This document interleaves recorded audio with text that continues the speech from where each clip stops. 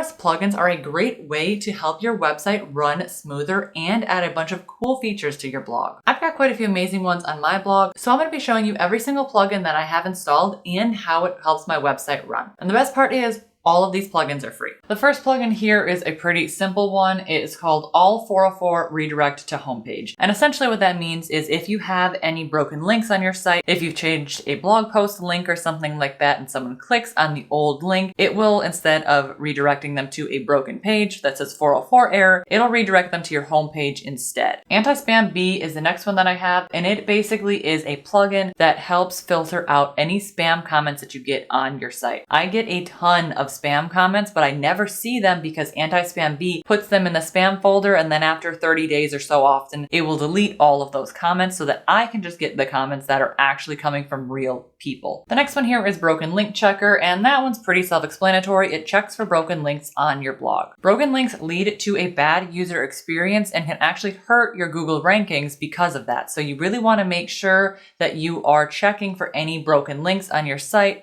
and you can either do it manually or you can get a plugin that will do it for you. And if you want to check for any of your broken links, all you have to do is go down here to Tools and Broken Links. I just went through all of my broken links recently, so I don't have any, but if you do, a little red number will appear right here and telling you how many that you have. So for example, you can see mine says broken 0, and then there's a few warnings. For some reason, it doesn't understand that YouTube links are not actually broken. It just says that it's forbidden, but if you click on the link, it actually does work. So I'm not entirely sure why it does that or how to fix it. And one of the other things that I noticed is it never checks for Amazon links either. It always assumes that Amazon affiliate links are broken. So if you have this issue, here's what you can do. Go over to Settings and Link Checker. This will show you all of the settings for that specific plugin. You can check how often you want them to check links, if you want an email notification, and there's a few other settings here, but the one we're looking for is which links to check. And then you can have it set to don't check any of these links that have the URL in it. So I have Amazon and then the short code Amazon right there. So it doesn't check any of my Amazon affiliate links. It's a bit frustrating that I have to go through and manually check my affiliate links or just hope they don't break. And one of the things that I recently decided to do was click on the embedded YouTube videos and playlists and things like that. So hopefully by clicking on these, that will keep my YouTube videos from actually being broken once it checks again in 72 hours. The next thing I have here is ConvertKit, which is my email provider. Now, obviously, if you don't have ConvertKit, you don't need their plugin, but I do recommend ConvertKit for your email list because you don't want to rely on social media to be able to get in contact with your followers. You really want to have something, a list of them that you have control over, as opposed to hoping the algorithm will do it for you. It's just really important to have an email list, and if you don't have one, ConvertKit is definitely one of the better ones to have, so I'll leave a link to that down below in the description. And all that it does essentially is makes it easier for you to put any of your freebies or your forms on the site. So for example, if I was working on this post, I could do /ConvertKit and it will put out a form, a product, or a broadcast if I want to put this in my website. So I can just click on ConvertKit form, and then I can go over here and decide which form I want to have put directly into my blog post. You can also scroll down here and decide if you want a form to be shown at the bottom of your blog post as well. Next, we have disable and remove Google fonts. Now, this is something that I actually downloaded because I was recommended that from my ad network, Ezoic. Now, if you don't have Ezoic or you don't know what it is, it's essentially an ad network, but they have so many more other things than just ads. And one of the things they have is a program called Leap, which will check your website and see all the things that are running on your website and tell you which ones are slowing it down very significantly. I talked about this a bit in one of my last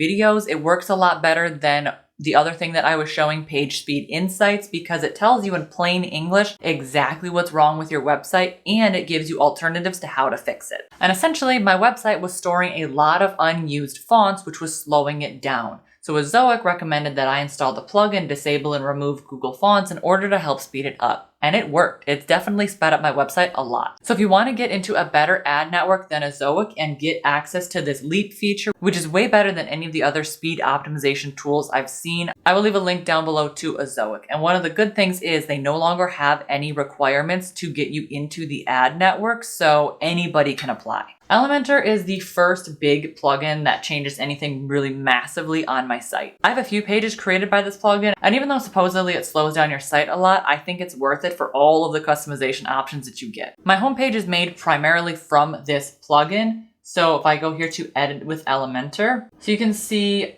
intersection, heading, image, text, all of these different basic blocks that you can put in here. And I've decided what I want all of these blocks to say and have all of that different stuff. I would like to do a bigger or more full tutorial in this plugin. Let me know if you want to hear about how to use Elementor and get a full tutorial down below in the comment section. Ezoic is something that I already talked about. Obviously, that is the ad network that I'm in. That is how I make money from my site. And there is a ton to do in order to actually get Ezoic set up. It's more than just installing a plugin. So that setup is definitely for another video as well. Now, Gutenberg is another big plugin that I have on my site, but it is something that affects more the back end than it does the front end of your site. You can either have the classic or old WordPress editor, or you can get the new one, which is Gutenberg. And personally, I like Gutenberg better. Basically, what Gutenberg does is it makes every single time you hit enter, it makes that section into a new block, as they're called. And I think it gives you a lot more freedom over deciding exactly what your blog post is going to look like. And sometimes you can even download plugins to get access to more Gutenberg blocks, which you can't do with a classic editor. So for example, you can see it says type / to choose a block. So if I type in / and I want to add an image here, I just type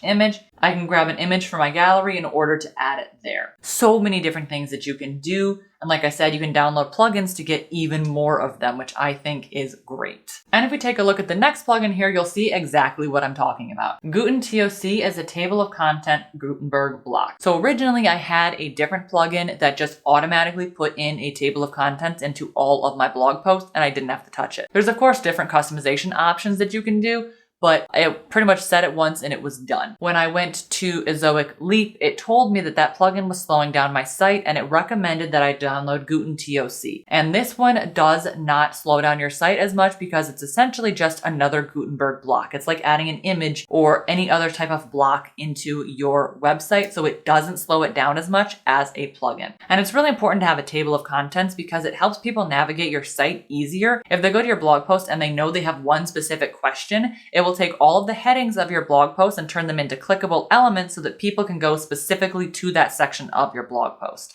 Like if we go to my 12 small ways to make your life easier, you can see the table of contents is hidden. That's a feature that I've chosen. You can choose to show it. And then let's say I just want to hear about having a relaxing shower routine. If I click on it, it will take me directly to that section. And this is going to help people navigate your site easier, and it even makes Google happy too. Malcare is the next important plugin that I have though. This, as it says, it complete protection for your WordPress site. So it keeps people from logging into your site as you, and it keeps spam and other people from stealing your website and getting into there. I used to have a different plugin called WordFriends, but Ezoic Leap told me that that plugin was slowing down my site and recommended this one instead. The next plugin we have here is Menu Image, and essentially this just makes it so that you can add images into your navigation menu. And the reason that I added this plugin was because I wanted to have my logo available in my top bar here. So originally I just had home, blogging, lifestyle, and all of these different things. So that plugin allowed me to add this image right here into my home bar. It's not really necessary. You don't absolutely need this plugin, but I saw so many other websites that had their logo in their navigation bar, and I really wanted mine in there too. So if you click on Sarah Marie blog,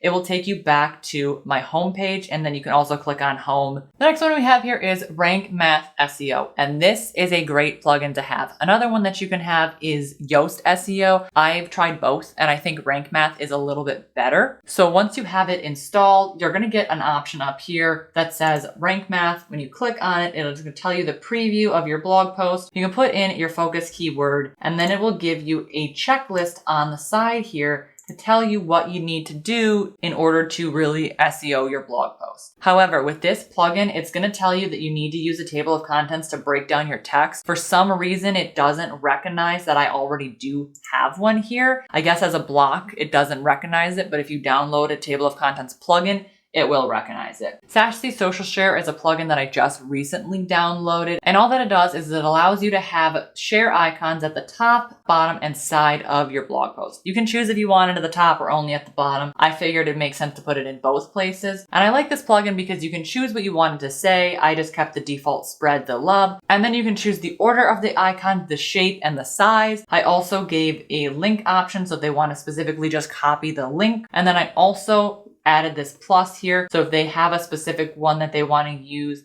that is not part of the ones I listed out here, they can choose a bunch of totally random things that they can share this on. Some of them I've never even heard of. And then we have SiteGround Optimizer. SiteGround is my hosting company, so obviously if you don't have SiteGround, you're likely not going to be downloading this plugin. But SiteGround Optimizer helps optimize your website in order to help it run faster. And that's one of the reasons that I like SiteGround, is they give you your own plugin with instructions and recommendations on how to speed up your site. So if you're looking to switch your hosting or you don't have a hosting yet and you want one, SiteGround is definitely one that I recommend. I will leave a link to it down below. SiteKit by Google is one of the other plugins that I have. And as it says, it is a one-stop solution for WordPress users to use everything Google has to offer. And this plugin is basically going to help you track where your website and blog posts rank on Google. So I have a section up here dedicated just to SiteKit. When you install the plugin, that's where it's going to be. And you can see everything about Google. It has your traffic in there, content, speed, and monetization. So this is linked up to my Google Analytics, and it's showing you how many people I have on my blog, where my traffic is coming from, and the search traffic I have over the last 28 days. You can see how my content is doing in terms of clicks and impressions, and the top content that I've had over the last 28 days, plus how quickly my site is running. Now, one thing you have to be careful of when you are installing SiteKit is you do not need to install another separate Google Analytics plugin if you have SiteKit. You can connect Google Analytics to your SiteKit so that it gets all of your information. One of the mistakes that I made was I had multiple versions of Google Analytics running on my site all at once. And that can seriously hurt your stats because people will be double counted or even triple counted depending on how many instances of Google Analytics you have running. So you want to be really careful that you don't double or triple install Google Analytics. At one point, I had 3